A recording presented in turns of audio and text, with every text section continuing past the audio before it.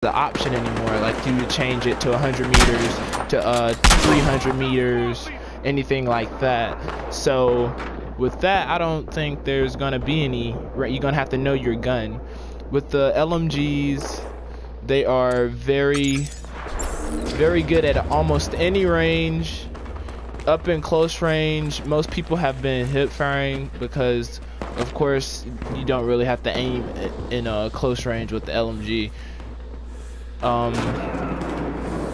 They're very accurate if you get in prone somewhere. You don't really have to put out the bipod, even though there is a bipod now. But you don't really have to use it because it just, so you won't get stuck. As soon as you go in prone or you're in front of something, it deploys itself.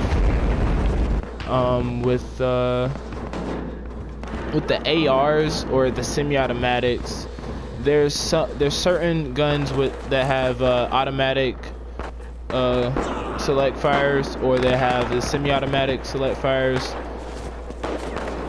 My favorite so far that I've seen is the Mondragon. Does good damage, good accuracy. I got your back.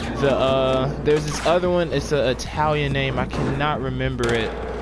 I think it's the C Rigati or something like that, and it is very good at its rate of fire. To me, it can go automatic or semi-automatic. It's probably going to be the best one if you're trying to look for an auto AR.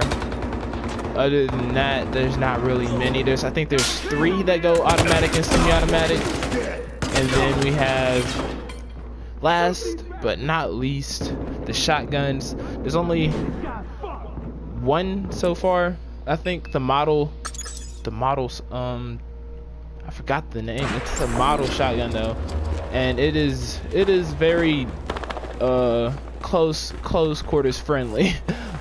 It is very close quarters friendly. I've seen many people dominate with it. Actually, you know what? I do have a list of the guns. I could just say out and pick which ones are my favorites.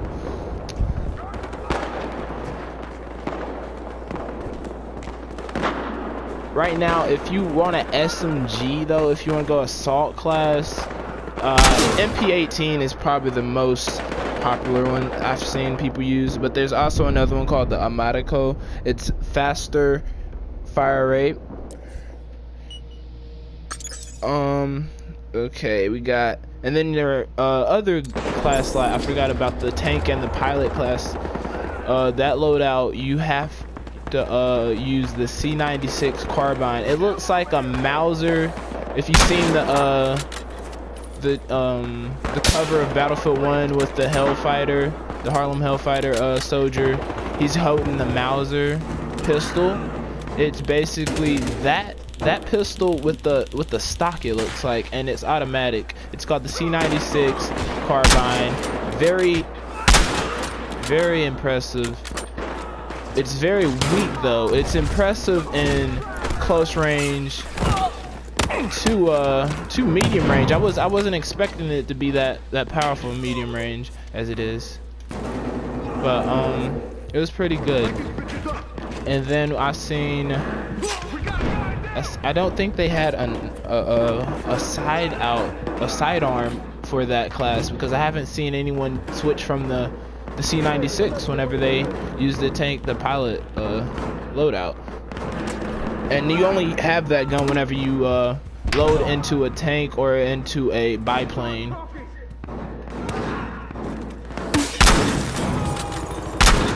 But here are some of the guns. I have the assault rifles that they do have. We got the C Rigati that I was talking about, the M1907 SL, and the Mondragon. The C Rigati and the M1907 are the ones that have the automatic select fire on them. And they also have the semi-automatic and the auto. They both are weaker than the Mondragon. The Mondragon is probably the most powerfulest to me. Then we have, for SMGs, like I said, the MP18 and the Amatico think M19.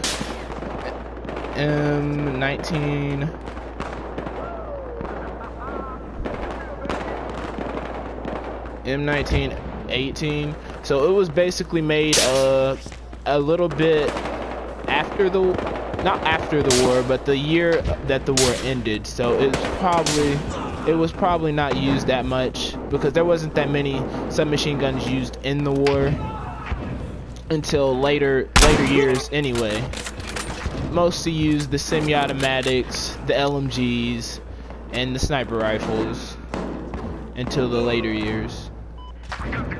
And then the gun that I'm always using in Battlefield Hardline, this M1903 Springfield, I'm hoping they put it in there because, but I'm guessing they don't put it, they haven't put it in there yet because the US used it.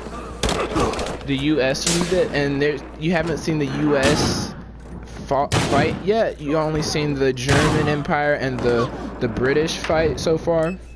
So you've seen mostly British guns and German guns. You've seen a few Russian guns. There's this one Russian sniper, the only sniper in the game that's lever action, and it is beautiful in close range combat. Stone Mountain, the YouTuber Stone Mountain, he has used it. He has a few gameplay videos of it. He used iron sights on it. He wrecked with that gun. It was beautiful. And then there's the Lee Enfield, or the SMLE. The LE stands for Lee Enfield. So that is probably the most OP sniper rifle in BF1 that I've seen. Then we have the Gouvier 98, which is the other sniper rifle. It is decent to medium to long range. It's the German sniper rifle that the Germans use. It is very powerful also. And then with the shotgun, like I said, we only have one so far, the Model 10. Hopefully we'll be getting more. I doubt there's gonna be any semi-automatics because I don't think they had any semi-automatics at that time frame. I know they have pump action, maybe a lever action shotgun, since they had a lever action sniper rifle. I'm hoping they do that. And then with the other weapons that the LMGs. We have the Lewis gun, which is a British LMG that the British used. They're also mounted on some of the biplanes and the Zeppelins. And then we have the Madsen MG. I don't know if that's a German LMG yet. I haven't did any research on it, but it is the LMG with the mag mounted on the sights, like beside the iron sights. I've seen a lot of people use it. See, another one is the Mercy, the Bennett Mercy, which I think is either French or Italian. I did not check and see. It sounds kind of French. And I think that's the LMG with the mag that goes like horizontal, and whenever you shoot it, the bullets exit the other side of the gun. Its mag it looks sick. It just, like, as you're shooting, you see the mag emptying on the other side. It's just sick.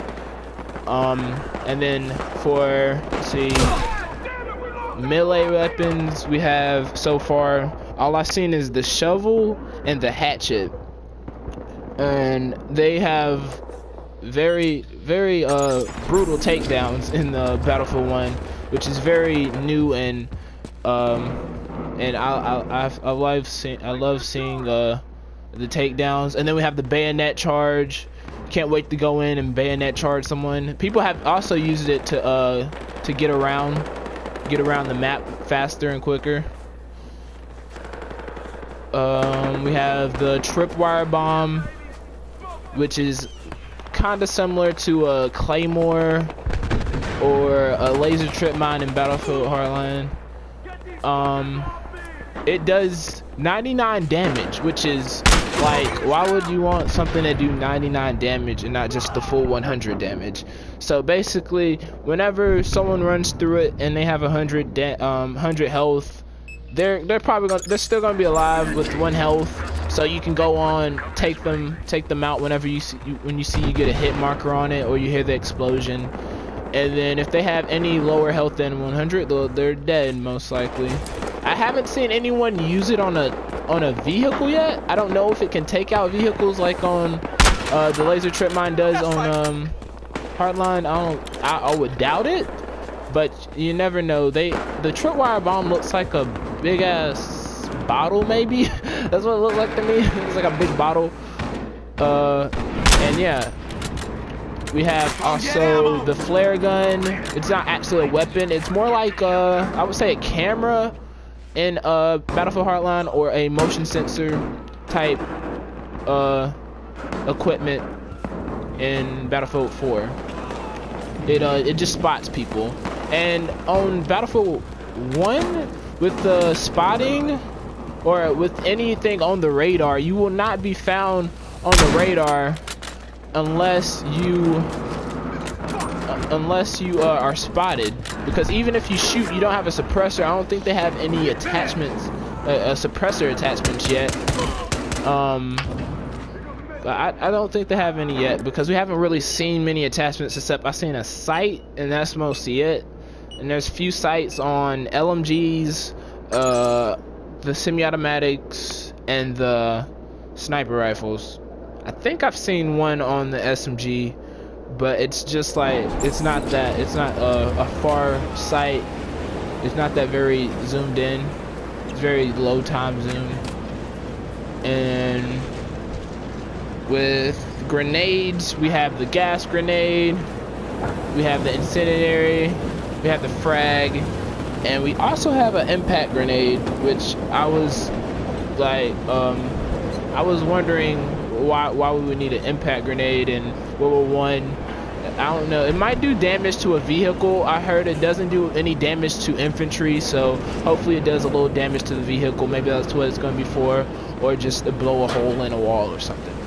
And then we have the anti-vehicle grenade, anti-tank grenade. It will do damage to any vehicle, but it does less damage if you do not use it as equipment in the assault class, which is mostly the anti-tank class. Then we have the anti-tank rocket, which is very similar to RPG or any rocket propelled launcher, and it has to be deployed like on top of a object, or you have to be in prone whenever you use it. And they're very effective. It's it looks like the tanks are a little overpowered, sorta. So you're gonna need some teamwork to take down a tank in Battlefield 1. Apparently, that's what it looks like to me. But I've seen people take it down by themselves before also. Of course there will be a med kit. It's called a bandage pouch in Battlefield 1. We have the revive, which is called the syringe. We have the K bullet, which is like a armor piercing bullet. It's used in the scout class or recon class. We have, I think I said it all. Oh, the ammo box in the support class, and that's mostly it that I've seen so far. But if you want any more explanations, I'll talk about the vehicles in a video later, and then I'll talk about the game movements that I've seen, and just different animations that are different from the old Battlefields. So as always, DNP Gamer out. Peace.